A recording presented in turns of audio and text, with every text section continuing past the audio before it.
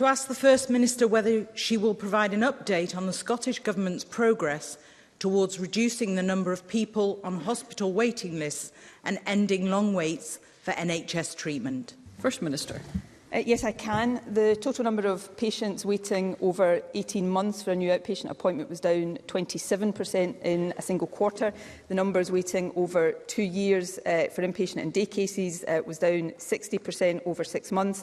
And the numbers seen in December 2022 were at the highest level since the pandemic began. The number of patients waiting for a diagnostic test was reduced by more than 7% in the last quarter. This is, of course, down to the hard work of our frontline NHS staff to clear long waits that have been exacerbated by the pandemic. Of course, we need to go further and continue to grow capacity in our National Health Service, which is why we will be, for example, opening 4 new national treatment centres over the coming year. Tess White. Figures from NHS Grampian show 2 inpatients have waited more than 5.5 years for treatment. In NHS Grampian, for orthopaedic surgery alone, waiting times are 18 to 24 months, with more than 3,800 people on the waiting list. I have a constituent on that list who is in debilitating pain. It's impacting her physically, emotionally and financially. No meaningful progress has been made to reduce the number of people on waiting lists, as Kate Forbes has said. And now Health Secretary Humza Yousaf is more focused on the SNP succession plan than the NHS recovery plan. What does the First Minister have to say to my constituent and the thousands of other people suffering in pain on these waiting lists? First Minister. What I will say to the member's constituent and to anyone who is on an NHS waiting list, that this government will continue to focus on investment and recruitment and reform in our NHS to get those waiting lists and waiting times down.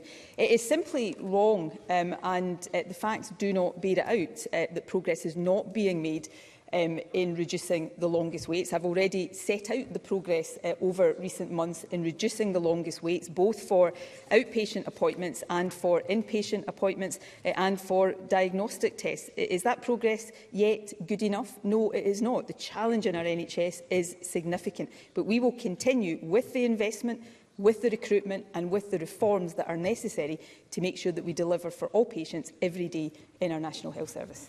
Jackie Baillie. Earlier this week, BBC Scotland revealed that 1 in 5 people had paid for private medical care in the past 12 months. And let's be clear, these are people on lengthy waiting lists, and they are so desperate for treatment that they're scraping together their savings to go private.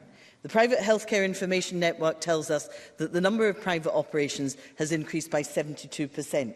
And in 2021 alone, 40% of all hip and knee replacements were done privately.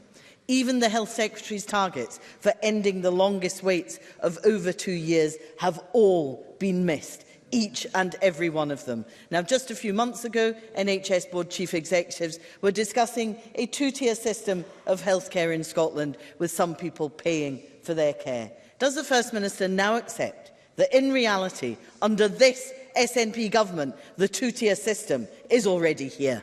First Minister. No, I don't.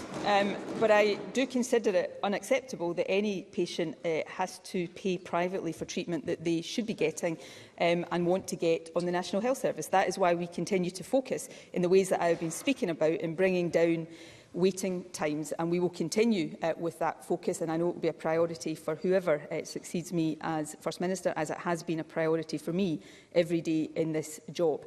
Now, Jackie Baillie, the targets have not been missed. The targets on reducing long waits are being met, and we need to go further and will go further. But Jackie Baillie, and I know this will get howls of objection from the Labour benches, but Jackie Baillie herself is trying to suggest that the challenges in our National Health Service are uniquely down to the fact that Scotland has an SNP government. So let me give the counter to that. She quoted the Private Health Information Network figures, so she won't mind me also quoting the Private Health Information Network figures for self-funded private care in the second quarter of 2022, the most recent figures. In Wales, where Labour are in office, Jackie Baillie wants to do the comparisons when it suits her.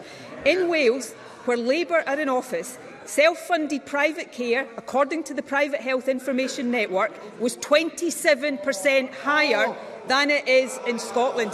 And not just that, Presiding Officer, the rate of increase in Wales for those opting to self-pay for private health care was 21 percentage points higher in Scotland, in Wales than in Scotland. So I am responsible. This government is responsible for health in Scotland.